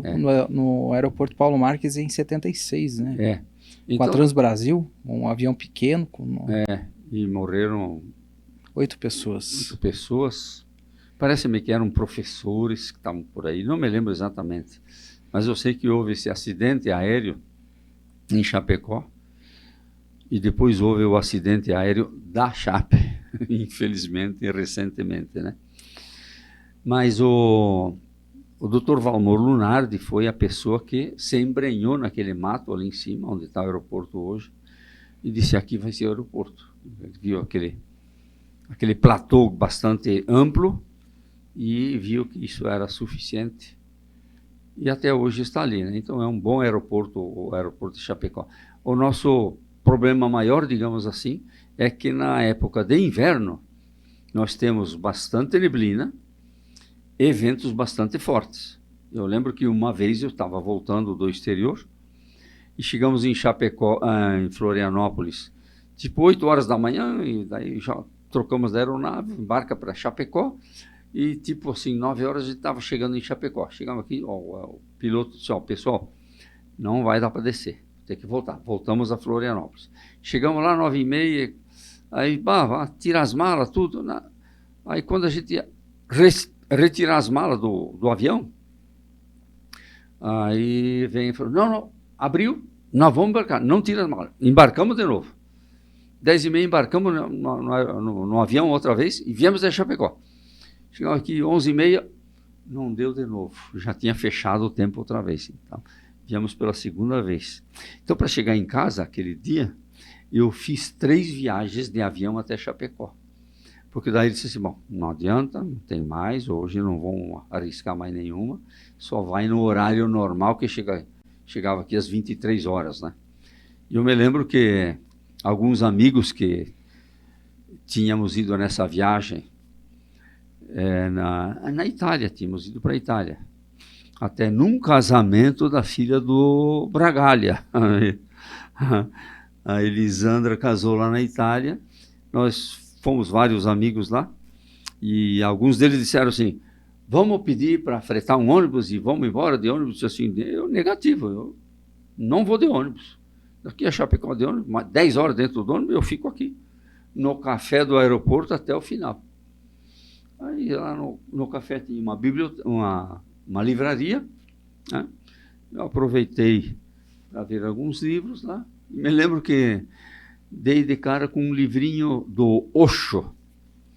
O Osho foi famoso durante muitos anos, era um grande guru, e o livro chamava-se Como Silenciar a Mente. Eu disse, caramba, é isso que eu preciso, a minha mente é muito ativa e eu preciso dar uma segurada nela, eu vou ler esse livro. E comecei a ler o livro, e fui. Quando cheguei no capítulo 10, o último capítulo, que foi dizer, para silenciar a mente, você decrete, cala-te mente. Puta lá, caramba, tive que ler todas as 9 histórias anteriores, para aprender que são apenas 2 palavras. Diga para você mesmo, cala-te mente, e funciona. E funciona, cala-te mente, aí ela se aquieta. Então, quando você estiver com a mente muito poluída ou muito em atividade, você dá uma segurada aí que ela para também. Opa, vamos silenciar, né?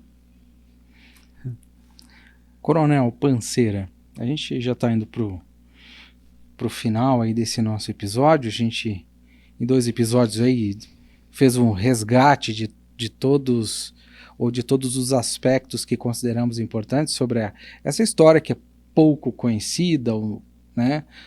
Detalhes, a proto-história de Chapecó, né? Que começa lá com o Tratado de Tordesilhas, né? Exato. Curiosidades. Nesse tempo todo de morando e acompanhando, vivendo a sua vivência na Polícia Militar, as pesquisas feitas para resgatar essa história, escrever as suas obras, o que mais lhe chama atenção assim nessa nossa breve história, se considerarmos 108 anos no município, somos um município muito jovem. Sim. Tem muitos desafios ainda pela frente. Mas o que mais lhe marcou, assim, além disso que o senhor já trouxe, de o aspecto de resiliência, do empreendedorismo, da garra, da valentia do nosso povo? Determinação. O que mais, senhor?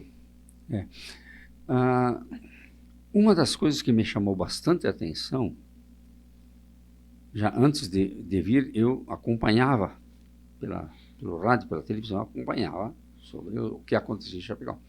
Uma das coisas que me chamou a atenção é que Chapecó se destacava já naquele tempo, tendo uma emissora de televisão. Na época, se eu não me engano, foi o seu Lang que abriu aqui uma emissora de televisão, aqui em Chapecó. E hoje ele tem 3 emissoras de rádio. Ele era sócio da Rádio Chapecó, mais antiga de Chapecó. E quando ele sai, ele funda a sua Rádio Condá. E hoje ele tem já 3 emissoras de rádio, mais o Clique. Clique Record, a Clique RDC. E esse cidadão também é um visionário das comunicações. Então, esse aspecto da comunicação é muito importante. Porque quando a cidade de Joaçaba criou a emissora Rádio Sociedade Oeste de Joaçaba e Chapecó cria o seu Bonner cria a Rádio Chapecó, então aí foi uma coisa muito importante para essas 2 comunidades, ou seja, nós só ouvimos aqui a Rádio Guaíba ou a Rádio Nacional de São Paulo, porque a partir das 20 horas, quando terminava a Hora do Brasil, aí você ia escutar os caipira. Segunda-feira o Tonico Tinoco, na terça-feira Lio e Léo, na quarta-feira era Zé Carreiro e Pardinho, e assim ia. Mas essas comunidades, essas emissoras de rádio, eles despertaram grandes talentos na música, na própria literatura, na declamação, etc. e tal, porque os programas eram feitos lá dentro da rádio, né? Ia se apresentar ali, tocar e cantar ali, na emissora de rádio. Ia lá com o seu violãozinho, tipo Tonico e Tinoco, eles faziam aqui em Chapecó, faziam lá em Joaçaba, faziam aqui. Então, a comunicação foi uma coisa assim que deu bastante destaque. E, na continuação da comunicação, o Chapecó se desenvolveu muito além da metalmecânica e da indústria frigorífica, desenvolveu também muito a parte da informática e esse aspecto de comunicação através da internet, etc. e tal. Então, a região de Chapecó, ela é muito pródiga nesse aspecto também das comunicações. Mas, assim, o maior crescimento também tem se dado, e vamos agora falar um pouco de política, porque a EFAP sempre foi um bom movimento, mas com o advento João Rodrigues, a EFAP se transformou em um elemento de negócios internacionais importantíssimos. Aí eu me lembrei que quando eu fui num passeio lá pela França, nós paramos lá na cidade limítrofe com aquele condado que tem ali, Mônaco, né? E aí alguém perguntou, alguém quer ir para Mônaco hoje? Eu quero, vamos lá. Vamos lá em Mônaco, conhecer Mônaco. Eu perguntei para a guia, do que Mônaco vive? Que é uma rocha, de 2 quilômetros de comprimento por 200 metros de largura, não tem indústria, não tem nada, só tinha um cassino grande, enorme. Vive do quê? Qual é a economia de vocês aqui? Ela disse assim, uma feira internacional por mês. Um mês é a Feira da Moda. Outro mês é a Fórmula 1. No outro mês é a feira disso, daquilo.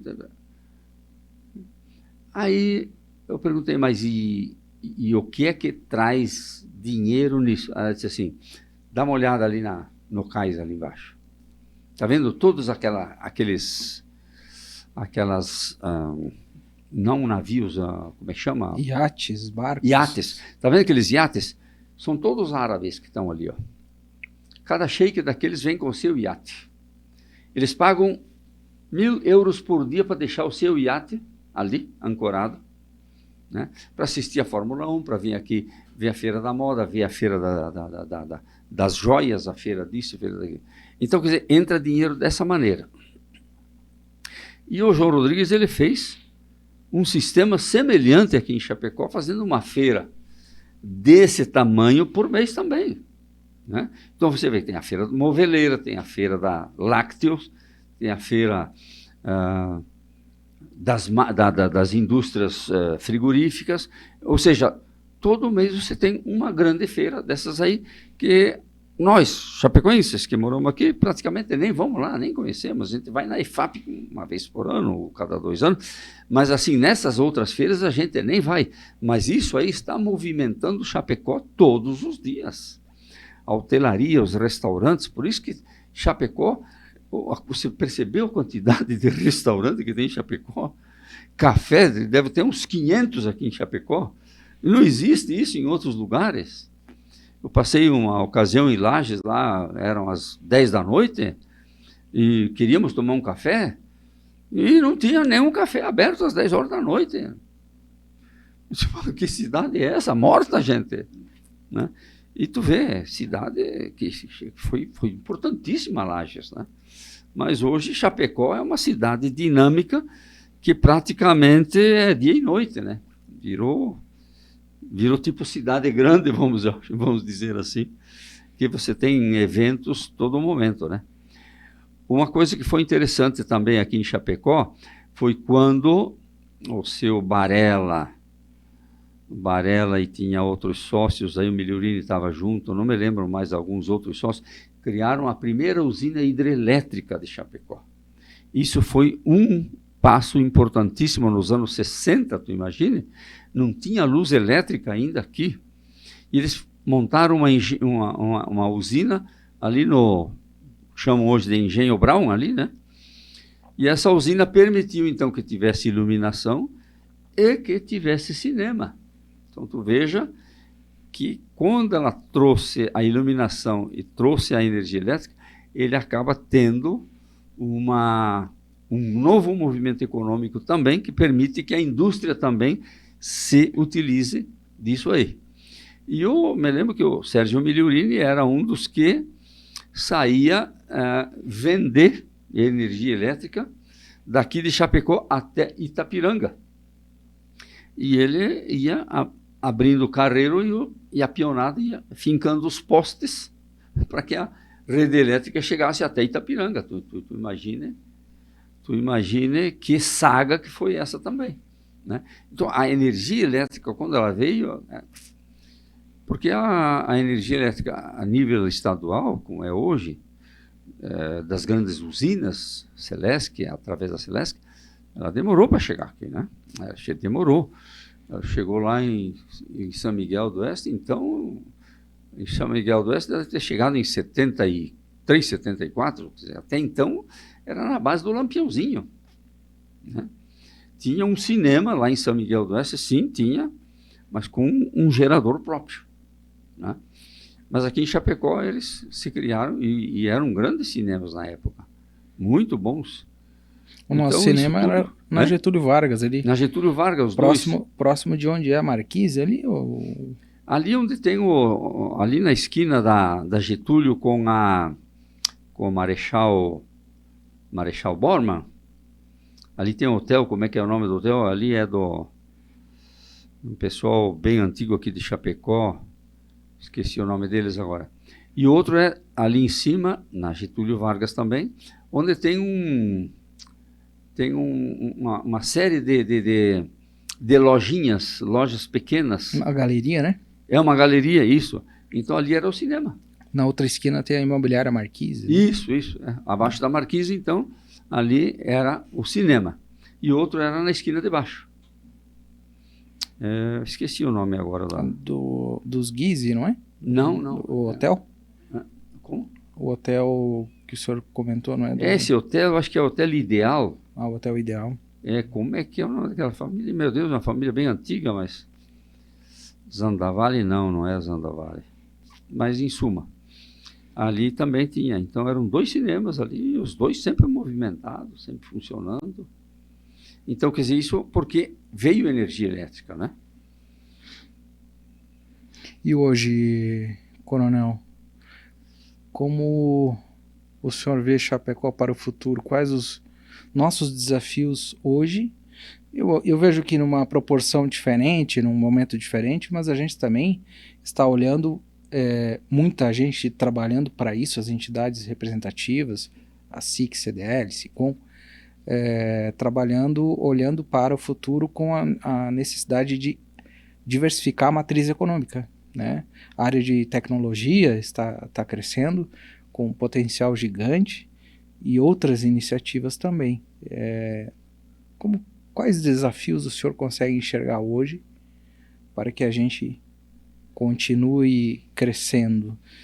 Hoje você veja que Chapecó é exemplo, digamos assim, em startups. Olha, até nisso nós somos campeões, somos os que dão o pontapé inicial, né? E então, a partir de agora, se não tiver tecnologia, pode enterrar que não vai mais para frente. Então, as pessoas precisam estar qualificadas. As pessoas têm que parar de pensar em ir na universidade para ter um diploma e guardar embaixo do braço ou colocar lá num quadro na parede. Ela tem que se qualificar. Não é lá pegar o diploma, não. Tem que saber. Porque daqui para frente, meu caro, quem não tiver conhecimento não vai deslanchar. E Chapecó, como tem um potencial muito grande, tanto no setor físico-material como no setor intelectual, ela vai se dar bem nesse aspecto dentro do campo da informática, porque hoje tudo é regido pela informática, tudo é automatizado. Então, esses sistemas de automação são muito fortes, essas empresas de automação são muito fortes aqui em Chapecó, e é nesse aspecto. Coronel Panceira, quero aqui, para a gente fechar, antes de passar para suas considerações finais, deixar em meu nome, em nome de toda a nossa equipe aqui, o nosso sentimento de gratidão, agradecimento por todo esforço, empenho, iniciativa, dedicação, de toda essa pesquisa de alguns anos para resgatar essa história, a nossa história, a história da nossa cidade, para que isso fique como legado, aprendizado para a nossa geração e para as gerações futuras. Nós estamos aqui gravando, esse episódio essa gravação ficará para a posteridade, e é importante que todos os que irão nos assistir saibam da importância da iniciativa de pessoas que no passado tomaram suas decisões e fizeram Chapecó chegar até os 108 anos, sendo uma das maiores economias do estado em 2025.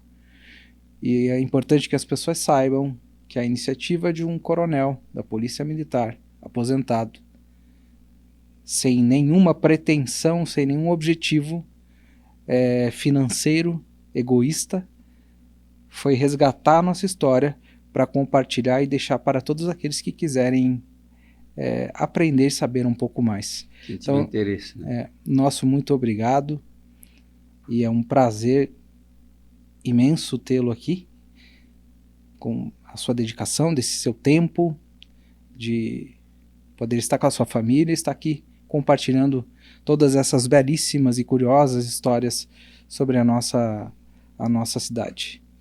Eu também agradeço pela oportunidade de estar fazendo isso, como você disse, gratuitamente, e destaco uma palavra daquilo de tudo que você falou e que foi importante, mas uma palavra eu quero destacar: gratidão. E para todo o povo chapecoense, todo o oeste catarinense, eu quero dizer o seguinte: tenha gratidão pelos nossos ancestrais que se quebraram, perderam a sua saúde, e alguns deles perderam até a sua vida, para deixar essa situação de conforto que nós vivemos hoje. Então, gratidão aos nossos ancestrais. A todos vocês, a todos eles, e esperamos poder compartilhar ainda novas e boas histórias, e fica aqui o aprendizado, né? A reflexão para você que está nos acompanhando. assim como a decisão desses nossos desbravadores, empreendedores do passado, mudaram e definiram o caminhar da nossa história, a sua decisão hoje poderá mudar a trajetória da nossa cidade, da sua vida, que seja, e que vai impactar na nossa comunidade de maneira mais positiva. Os contatos do Coronel Panceira vão estar aqui no vídeo, você vai poder e-mail, telefone, para quiser entrar em contato com o Coronel Panceira para saber mais sobre as suas obras. São 14 livros, né? É isso. Coronel. Uhum. Então, mais uma vez, obrigado. A palavra é sua para suas considerações finais. Não, só agradecer e dizer da minha gratidão por esse momento. Nós aqui agradecemos. Mais um episódio do Chapecó 360.